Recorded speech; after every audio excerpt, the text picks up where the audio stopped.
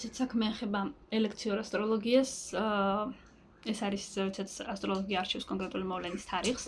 ჩვენ ყველამ ვიცით, რომ კარგი დასაწყისი არის რაღაც კონკრეტული გარანტია, რომ საქმე კარგად მორჩება, როდესაც საქმეს კარგად დაიწყებ. არასწორ დროს დაწყებული საქმე ხშირად თავდება ცუდად, ხო? ეს იგივე ვარიანტია, რაც მაგალითად დღისით დავიძინოთ და ღამით საქმე ვაკეთოთ.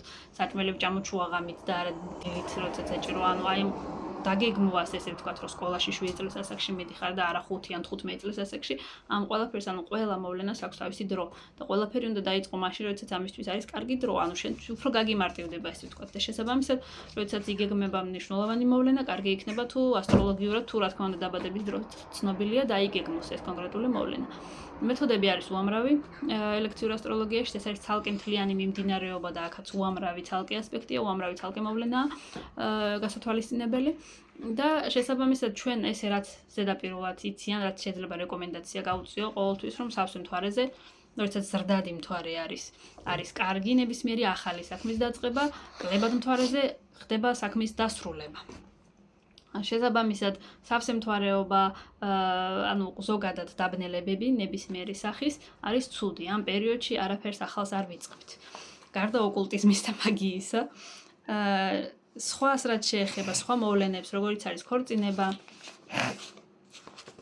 30 კრიტერიუმი არის ქორწინების, როგორ უნდა შეირჩიოს ქორწინება ისე, როგორ უნდა დაკმაყოფილდეს მაქსიმალურად, რა თქმა უნდა, 30 კრიტერიუმს ფიზიკურად ვერ დააკმაყოფილებს, მით უმეტეს, როდესაც ასტროლოგს ესე შეზღუდულად აძლევენ, რომ აი ეს 2 კვირა მაქვს და ამ 2 კვირაში შეარჩიე დრო, არ ხდება ესე. შესაბამისად 30 კრიტერიუმიდან 15 მაინც თუ არის უკვე ძალიან კარგი დღე არის, იმიტომ რომ ასტროლოგსაც თვითონ არ აძლევენ გასაქანს, რომ რეალურად შეარჩიოს ნორმალური დღე.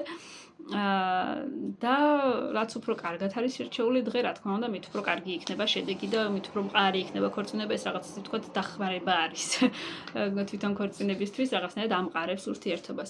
იგივენაირად არის უძრავი ქონების ყიდვა, გაყიდვა, დასვენების დაგეგმვა, მოკლევადიანი მგზავრობა, თვითმფრინავით მგზავრობა, თვითმფრინავის საფრთხე გასაგებია. მოგზაურობის დაგეგმვაც საჭიროა იმის გამო, რომ იქ რამე ცუდი არ მოხდეს, ან მოიწამლოს ადამიანი, ან რაღაც ცუდი არ დაემართოს, ამ ყველაფერს ჭირდება ყოველთვის დაგეგმვა. ვალის გაცემასაც კი დაგეგმვა ჭირდება, ვალის აღებასაც დაგეგმვა, განქორწინებას დაგეგმვა ჭირდება, შვილის გაჩენას, ანუ ყველაფერს ჭირდება დაგეგმვა.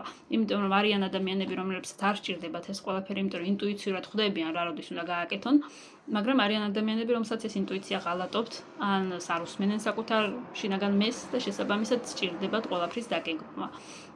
ზოგადად უფრო ისეთი პრაქტიკული ადამიანი ყოველი შემთხვევისთვის მაინც ყველაფერს გეგმავს და არ იყავდნობა ესე მარტო ინტუიციას.